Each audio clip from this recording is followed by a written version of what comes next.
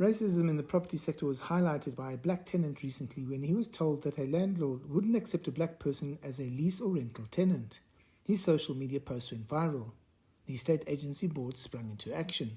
He has brought a very critical issue to the fore that we think is merits a full investigation from the Estate Agency Affairs Board.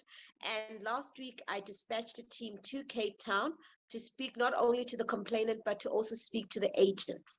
Racism of any form is illegal in South Africa, and this includes taking mandates from landlords which exclude any race from renting or buying a property. The Estate Agency Board has the power to impose fines.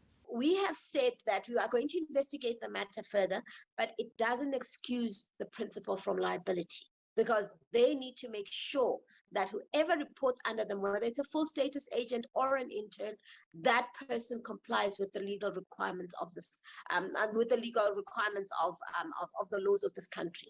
The incident has opened up a can of worms, and it appears from the public reaction to the tenants' posts that there's widespread racism in the rental property sector. We made a decision that we're going to have public hearings, in terms of which people will be allowed to come to the EAB and to publicly come and speak about their experiences. Because in certain instances, it may not be as overt as was in the case of the gentleman in Cape Town, but there may be situations where there are undertones of this kind of behavior.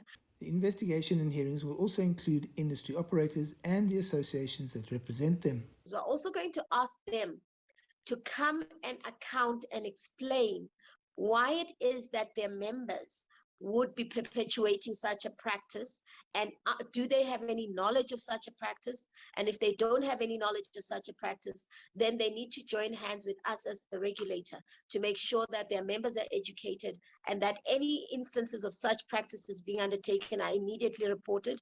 Tenant racism is prevalent in Cape Town and Gauteng, and the investigation and hearings are a good first step to getting this matter dealt with.